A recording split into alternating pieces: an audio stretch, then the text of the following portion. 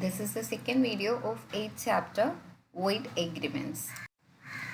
And today we're going to discuss mainly two topics. One is exceptions in wagering agreement or wagering contract. What are the exceptions in a wagering contract? Then what is the difference between contract of insurance and a wager contract?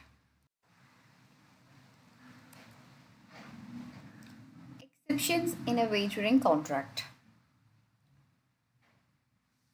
What is wagering contract? It is a promise to give money or money's worth upon the determination or ascertainment of a uncertain event.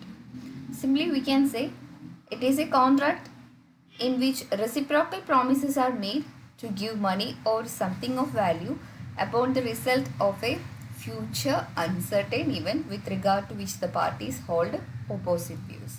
Simply it is bet. It is a game of chance.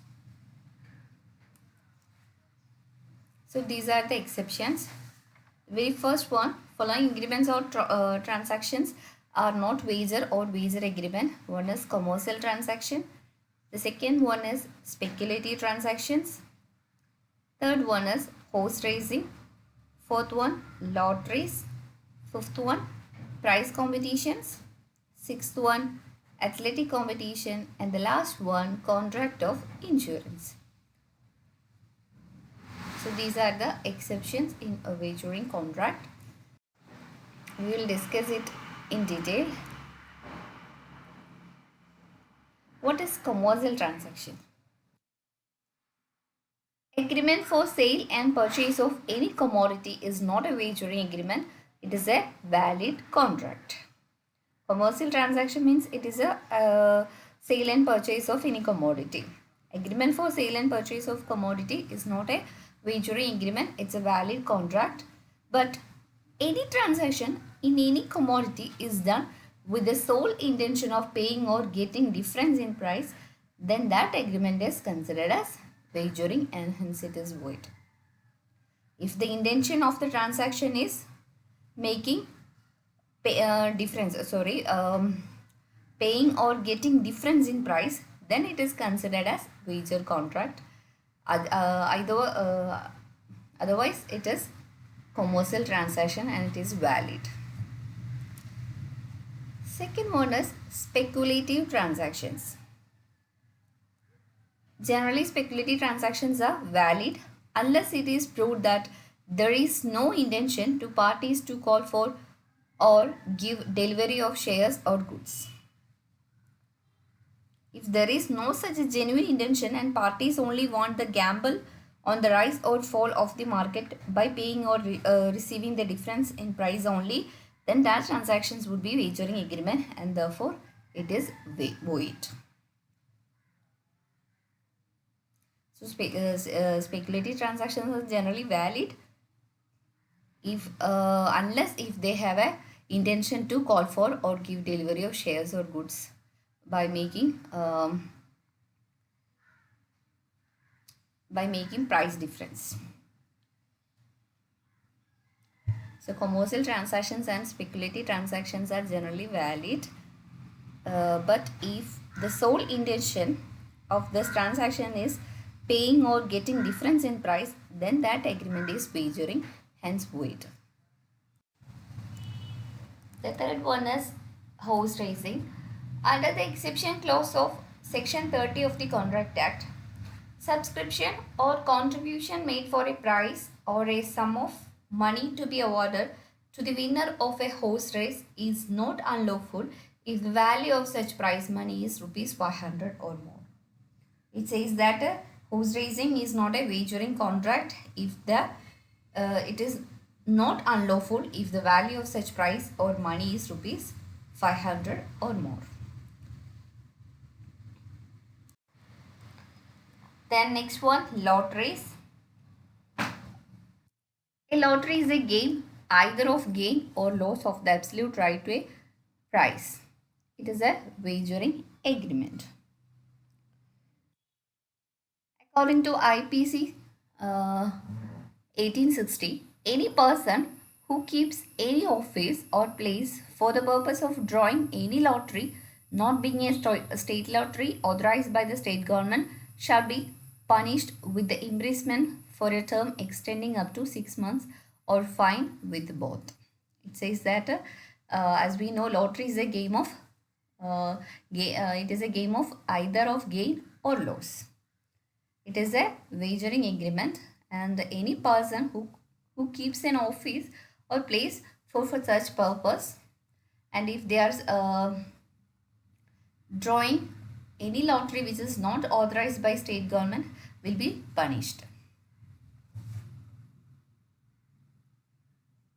So the purchase agreement of a lottery ticket is in the nature of a wager.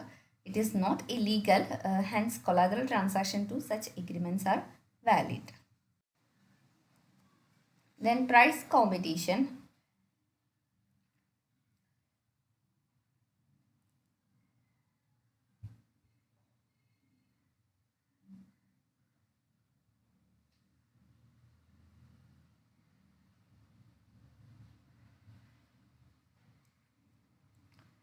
Price competition includes crossword puzzle, picture puzzle, etc. It is not considered as beggars because the success in such case depends upon an exercise of substantial degree of skill. So for solving such puzzles and such games, we need a substantial degree of skill. So if any game which requires substantial degree of skill are not considered as beggars.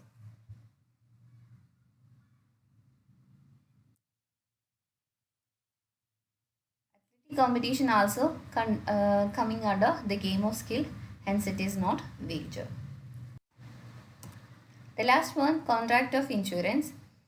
Contract of insurance means it is a contract where one party undertakes to indemnify the other party against the loss which may arise on the happening of an event, which is certain as in the case of death of a person or expiry of a period or expiry of a period of time, or uncertain as in the case of fire, etc. So contract of insurance is it is a contract where it is a contract between two parties. One party is undertakes to indemnify the other party against the loss on happening of an event.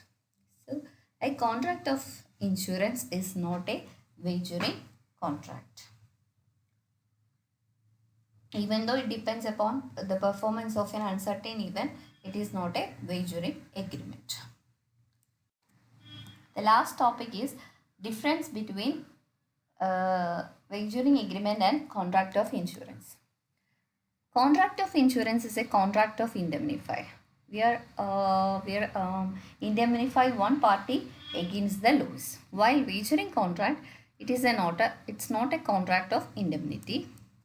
Then a wager will arise only if one party loses and the other party gains. But in insurance, there is no winning, no loss. In insurance contract, there is insurable interest. But in wagering contract, there is no insurable interest. Contract of insurance is legal while wagering contract is void. So these are the comparison between wagering agreement and contract of insurance. Contract of insurance is legal and valid. It can be enforced in the court of law, whereas wagering agreement is void under section 30 without any legal effect. In insurance, the assured has an insurable interest in the subject matter, but in wagering agreement, there is no insurable interest. Contract of insurance, except life insurance, is a contract of indemnity, but in wagering agreement, the amount is fixed, as such is not a contract of indemnity.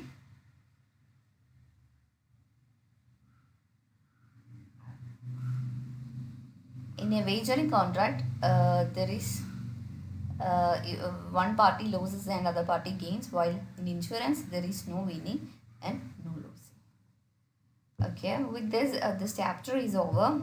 One more small topic is that agreement to do impossible act is an agreement to do any act impossible in itself is considered as void, and reciprocal promise to do things legal and also other things illegal. It says that Section 57 of the Act provides for separable promises, which may be reciprocal promises and ordinary promises. That is, when there is a reciprocal promise, firstly to do certain things which are legal, and secondly to do certain things which are illegal, and the legal part can be separated from the illegal part. The legal part is the contract, and the illegal part is a void agreement. Suppose example, X and Y agree that X will sell a house to Y for rupees 50,000. But that if Y uses it's a gambling house, he will pay X rupees 1,50,000 for it. So the first set of reciprocal promises, namely to sell the house and pay rupees 50,000, is a contract. The second set is unlawful object, namely gambling. It's a void agreement.